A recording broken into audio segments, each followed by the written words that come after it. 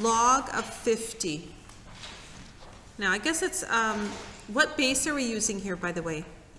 10, right? So it's a base 10. So log of 2 equals 0.301 and log of 5 equals 0.699. If that's the only info I gave you, didn't tell you how to do it, didn't explain the first example, what do you think, how would you attack this problem? What kind of strategy? It says evaluate without using a calculator. So you have nothing to help you, just your brain and your knowledge of what you've done so far. And I'm not sure that that you have enough knowledge to do this. Maybe you don't. I'm just kind of curious to see if you could puzzle your way out of this. Because I'm asking you what log of 50 is. I didn't give you log of 50 in the directions. I gave you what log of 2 equals and log of 5. Divide 50 by 10? Because it's base 10? Is that why?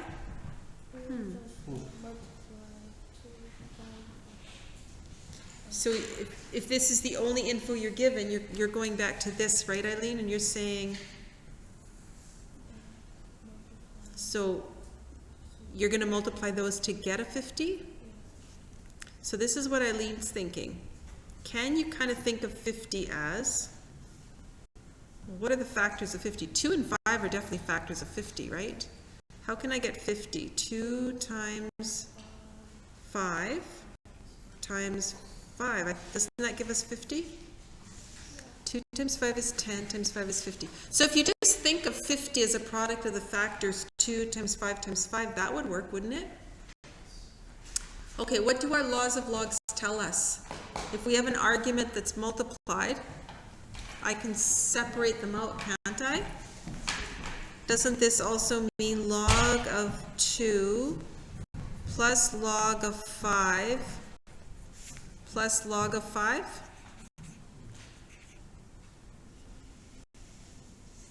And without a calculator, do you think you could do this now?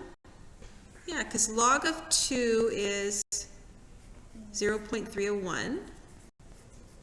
Log of 5 is 0.699, and another log of 5. And you should be able to add these up without a calculator, right?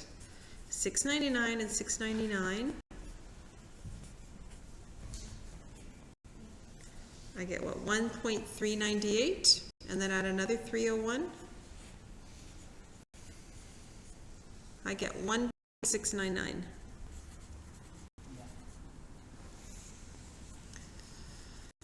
Interesting, huh? Our primary use of logs are going to be to help us solve for unknown exponents, right? Solve exponential equations that we can't convert to same base. But logs themselves, what logs do is they take multiplication and they turn a multiplication into an addition statement. So this is how people, learned people, scholars, hundreds of years ago handled big numbers, like numbers involving lots of multiplication. Logs were created, I suppose, not discovered, they would be created. Logs were created to help scholars way back when deal with complex math formulas when they didn't have calculators. Because it takes multiplication and it turns into addition, right? Multiplication is very hard to do in your head, especially with really large and really small numbers, but if we break them down into individual pieces, then it becomes quite a manageable process. If you look at if you guys ever go to any bookshops or you, sometimes in corners of classes, you see really dusty old math textbooks. So before calculators were actually an everyday desktop item, right? Before we had calculators, people used to have laws of logs, tables in the back of old textbooks, and they had like about the last 20, 30 pages in math and science textbooks would just be log tables. And you'd have to look up all these individual logs in order to do this question, right?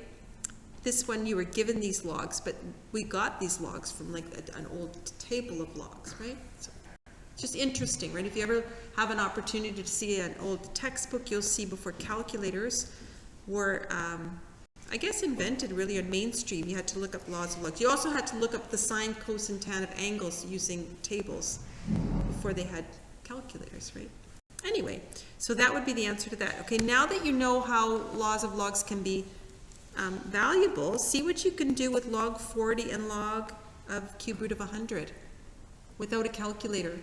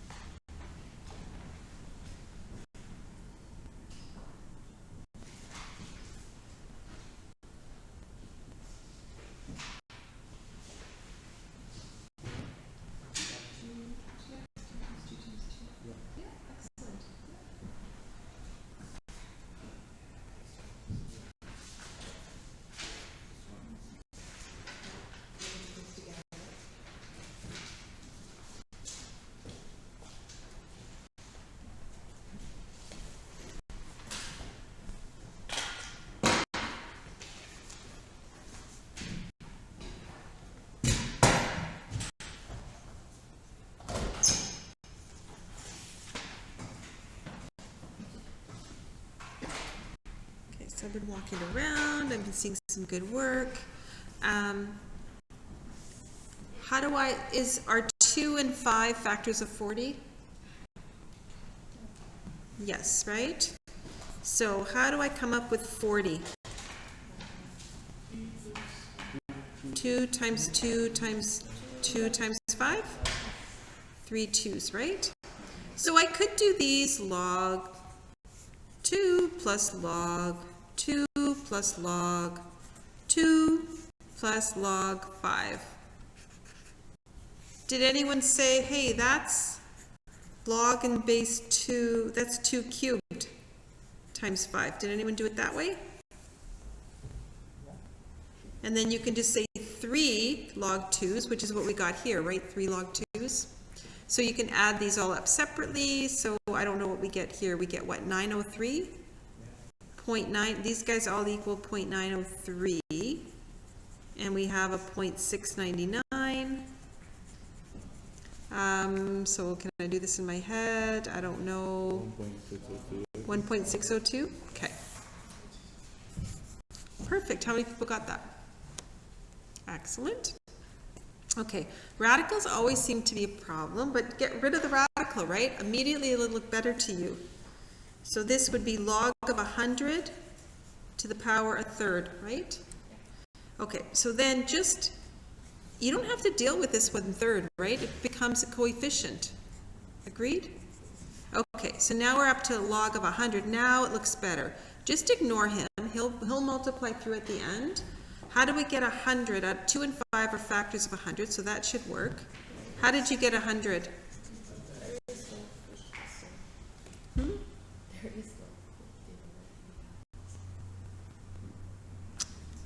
Oh, I see. You're just using your 50. Ah, smarty pants.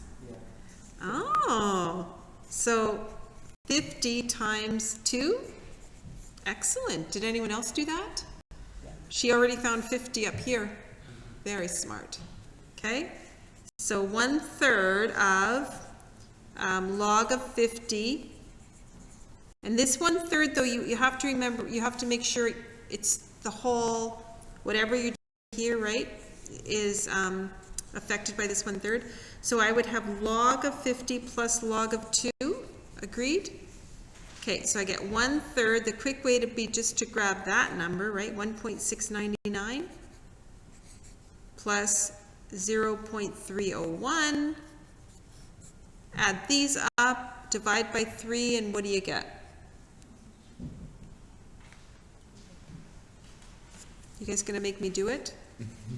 1.699, 301. You're not friendly today. So it's a 2. So 1/3 of 2.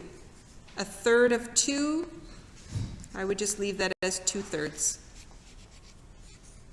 Right? Like you might have said 0.667, but 2/3 I'd probably as a more exact answer. Good. So just playing with logs, right? Which is really important because they are very new and foreign to us. We've never seen logs before. If you've been in a regular high school career, or like if you have some experience with logs from another field of study that you've done, excellent. But if you came up through the regular public school system, logs aren't introduced till grade 12, right? So that's why they're kind of weird looking. I'm going to leave it at there. We've got a couple more things to cover. We're just kind of getting to know logs.